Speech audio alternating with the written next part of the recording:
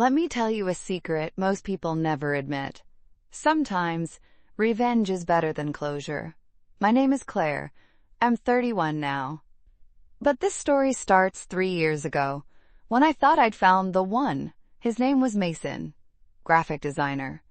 Tall, confident, always had paint on his hands and a devil-may-care smirk. We met at a gallery opening where he claimed he hated all modern art, but somehow still talked about it with depth. I was hooked within a week. It wasn't just lust, though. That part was magnetic. It was the way he looked at me like I was the only person in the room. He made me feel seen. And after my last relationship, emotionally numb, cheated on, ghosted, that was everything. We moved in together after 9 months. I know, fast. But he said, "When you know, you know." I wish I'd paid more attention to what I didn't know. It started small.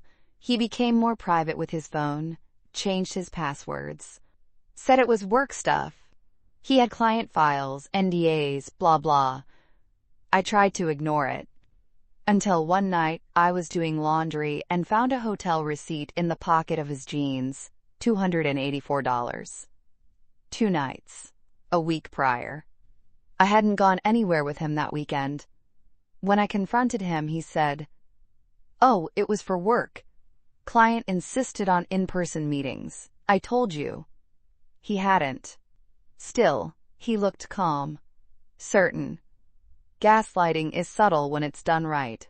He made me question myself. Maybe he had told me and I forgot. Maybe I was overreacting. I let it go. But that was the crack. Then came the lipstick.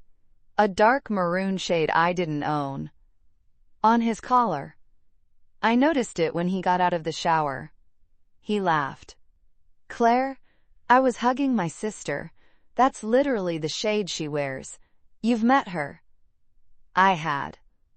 She did wear something like that. And again, I let it go. But my stomach was already nodding every day. I didn't eat right. I couldn't sleep.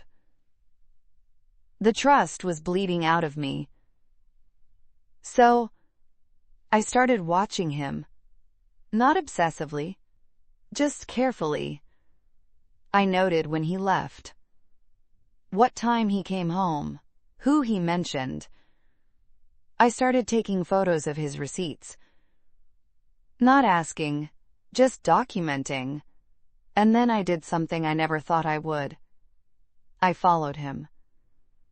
One Friday night, he said he was going to work late at his agency.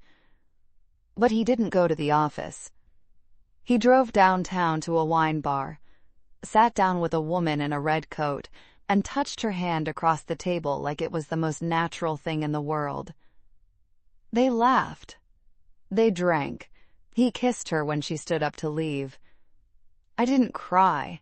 I didn't confront him. I just stood there, 3 cars away, filming it all. And that's when my plan began. I didn't want a screaming match. I didn't want tears. I wanted to end him. And I knew exactly how. Because Mason had a weakness. Ego. He posted constantly on social media. Work success. Design awards. Behind-the-scenes snapshots of clients and campaigns. He loved to be admired. And envied. So I started building a little world just for him. I created a fake account. Female. Young designer. Admired his work. I started engaging, asking questions about his portfolio, praising his taste. He responded quickly. DMs turned flirtatious within a week. The fake account was the bait, but that was just the surface. Behind the scenes, I started collecting evidence. Screenshots, recordings, messages, hotel bills, expense logs. I tracked his phone, watched where he went, matched every client dinner with public restaurant cams, built a timeline, a perfect digital map of his lies, and I waited. 6 months in, The girl in the red coat was gone, replaced by a yoga instructor named Bree, then a copy editor named Lena, then a random Tinder hookup named Shay. All documented, all archived, but I still didn't confront him. I smiled when he came home, kissed him on the cheek, pretended to moan when we had sex, even though my mind was miles away. I let him think he was winning, because the longer he thought I was blind, the sloppier he got. At the 1-year mark, I launched phase 2. Mason had just been offered a new job, creative director at a boutique agency he always admired. It was his dream role. He was ecstatic. Guess who helped him put together his application portfolio? Me. Except the samples I added weren't his. They were I generated fakes and stolen mock-ups, all buried deep in the portfolio. I knew the firm ran plagiarism checks. I also knew they took ethics violations very seriously. He submitted it. 3 weeks later, they revoked the offer and blacklisted him. He was furious. "Someone sabotaged me," he yelled. "They said I submitted stolen material." I pretended to be shocked. He cried for 2 days. I just poured his whiskey and kissed his forehead. Then came phase 3. I printed everything. Every screenshot, every hotel receipt, every DM.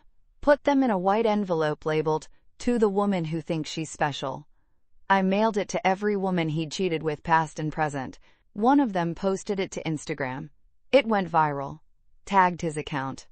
Named him. Suddenly his professional life was radioactive. The design community is small. Word spread. He lost clients. Burned bridges. People started unfollowing. Sponsorships disappeared. Then I posted my thread. Not angry. Not dramatic. Just a chronological record. Dates. Places. Proof. No commentary. Just facts. I didn't have to say he was a liar. The evidence did that for me, and people believed it. Especially when I attached the audio clip of him calling women emotionally easy to manipulate and better in rotation than commitment. That part hit hard. He called me, begged me to stop. "I've lost everything," he sobbed. I said, "You lost me first," and hung up. That was the last time I ever spoke to Mason.